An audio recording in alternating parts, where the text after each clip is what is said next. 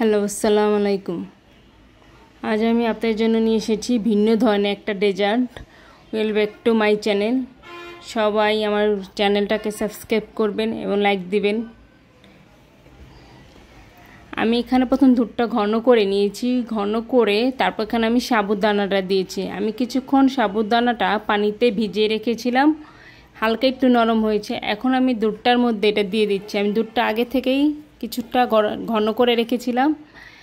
এখন আমি এখানে সাবুদানাটা দিচ্ছি। সাবুদানাটা গলে গেলে এখানে আমি একটা কচি নারকেল, একদম নরমও না একদম শক্ত না, মিডিয়াম এরকম একটা নারকেল নিয়েছি। আমি নারকেলটার পানিও দিয়েছি, আমি নারকেলটাও ব্লেন্ড করে দিয়েছি। যেটা নারকেলটা আমি চামচ দিয়ে উঠেছি, এখন আমি এটা ব্লেন্ড করব।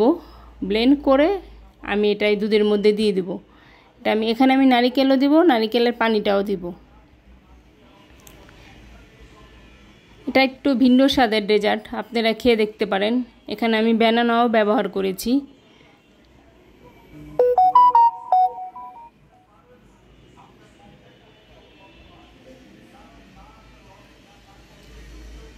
এখন আমি পরিমাণ মতন চিনি দিয়ে দিচ্ছি। আপনারা আপনাদের পরিমাণ মতন চিনি দিয়ে নেবেন। এটা হলো নারকেলের পানি, সেটা আমি দিচ্ছি। এখানে চিনিটা মোটামুটি খুব বেশি দিবেন না, কারণ ব্যানানাটাও মিষ্টি থাকে। আমি কলাটা একদম শেষে দিব, কারণ কলাটা দুধে দিলে কালো হয়ে যায়, তার জন্য আমি কলাটা একদম শেষে দিকে দিব। আগে আমি নারকেলটা ব্লেন্ড করে নারকেলটা দিব, নারকেলের পানিটা দিয়েছি। এখন আমি এই যে ব্যানানাটা ছোট ছোট করে কেটেছি, এখন আমি ব্যানানাটা দুধের মধ্যে দিয়ে দিচ্ছি।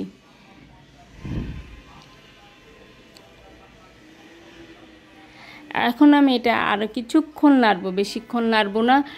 দুধের মধ্যে ব্যানানাটা কালো হবে দেখে আমি একটু এখানে ফুড কালার ব্যবহার করেছি, যেন খারাপ না লাগে। এখানে আমি একটু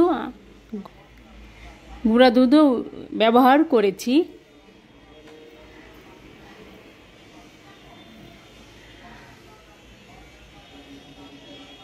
খাবারটা খেতে কিন্তু ভিন্ন স্বাদে, খুব মজা। আপনারা খেয়ে দেখবেন প্লিজ। এটা ফুড কালার, আমি গ্রিন কালারটা ব্যবহার করেছি। নারকেলটা হালকা হালকা মুখে লাগে, খেতে ভালো লাগে।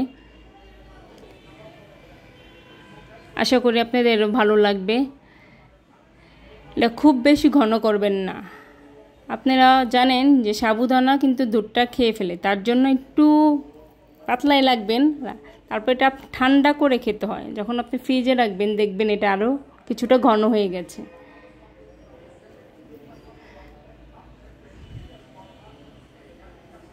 এখন আমি এটা ঢেলে ফেলবো, পরিবেশন করব। ভিডিওটা ভালো লাগলে প্লিজ লাইক এবং সাবস্ক্রাইব করে দিবেন। আল্লাহ হাফেজ।